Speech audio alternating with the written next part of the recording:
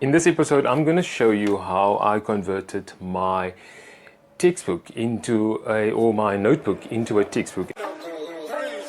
I get it, I love enough to know why things get around. You're trying to play me, but I'm cutting it down. I'm making my stand like the tree roots. Asking my name, I'll be armed. Crude, I'm an apple on the tree, the adamant evade. Replanting all my seeds to make a new remake. I know. In this episode, I'm going to show you how I converted my textbook or my notebook into a textbook. As you can see, it's not covered. This was my second year applied maths notebook that I kept for so many years, and it's actually a good thing that I kept it, okay, because I thought, okay, it's basically like a textbook that I can share with someone.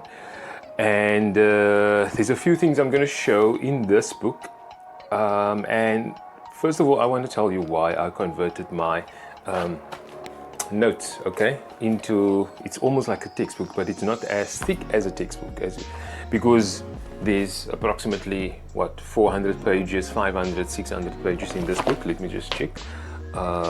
There's about 500 plus pages in the textbook, so it's kind of challenging when it gets closer to exams, when you have to study because of so much information.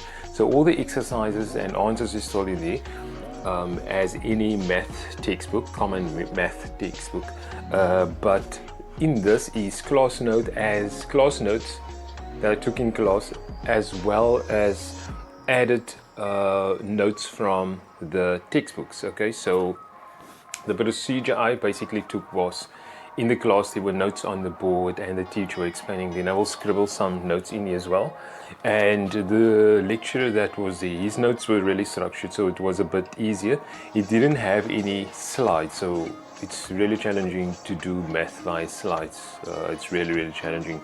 But so he will look at the textbook or his notes, and then he will write on the board equations and stuff and words here and there, and then we'll obviously jot those notes in my notebook as well. So I'm going to quickly take you through my text/notebook that I have here.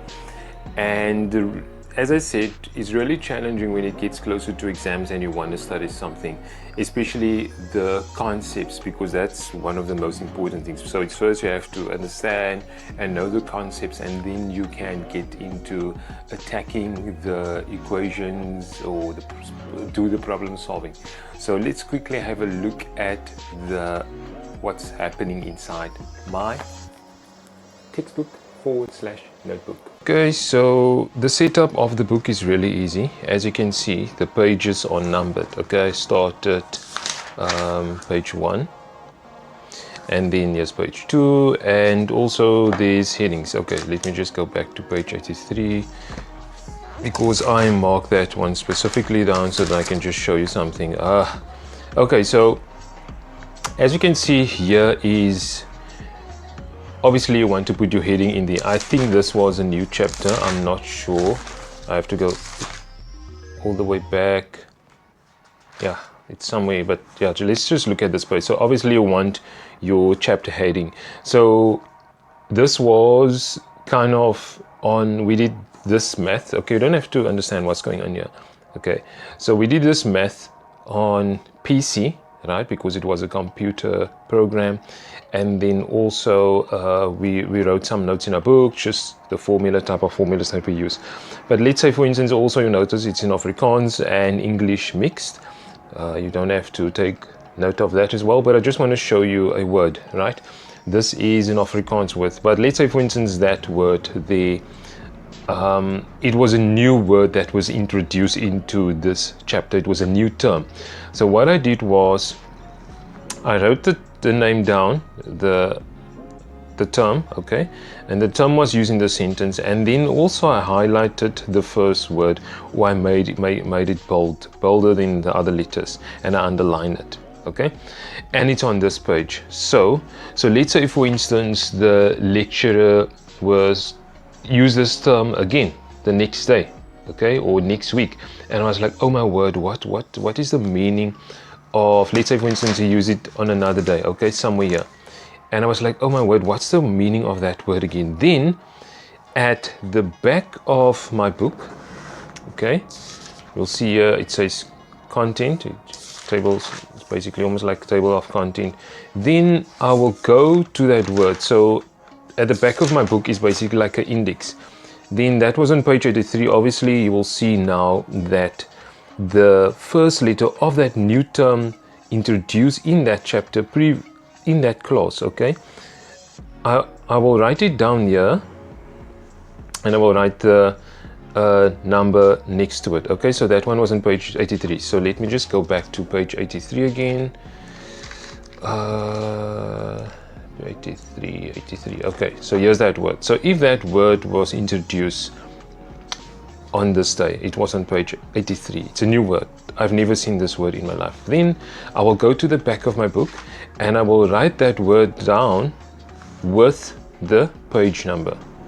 So when I get stuck somewhere later in the course and I forgot that what's the meaning or the definition of that term, then I can go to the back of my book. Okay, let me just, sorry. I can go to the back of my book and then just go check out, okay, where was that word introduced? Page 83. I will go to page 83 and then know what is go revise the definition of that word. And as you can see, all these letters are the first letter of that definition of that word or that term is bolder than the others. So this is basically the index that I set up at the back of my book. Okay, so these are all the new terms, all the terms that I know, okay, I might need in the future.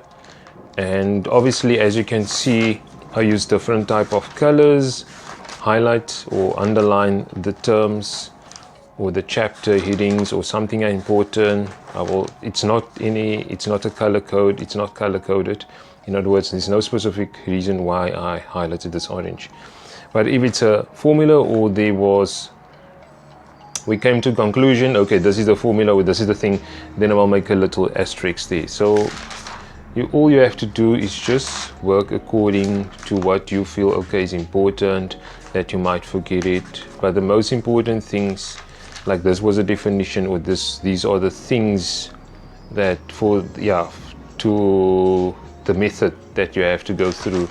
Maybe it's just to use that method again, okay? All the steps you have to, to use that method, or what is the rank of a matrix. Just don't ignore the terms that I'm using, but I'm just scanning through the book so that you can see what I was doing here. Okay, I'll just show you if it's color coded. Okay, obviously I will indicate also that this is chapter number 3, and then I will highlight the chapter. Okay, I'm just scanning through the book. So the whole book was like this. And it really helps you when it gets close to exams. Then you don't have to go have a look at your textbook. The only thing that you're going to focus in a textbook is doing the examples or doing the exercises and the answers if the answers is in your book. Okay, so hopefully you understand what I'm trying to say. So if you have any questions in connection with what videos I should make in the future, let me know as well. And if you have any questions, more questions on how to convert your notebook into a textbook, let me know, because at the end of the day it's really going to help you. And I think this is one of the things that's going to make things easier for you when it comes to studying. So it depends really on what level you are and how fast you are. As you can see, my stuff is highlighted, but you don't have to do so. So don't forget to hit that subscribe button and don't forget to like this video.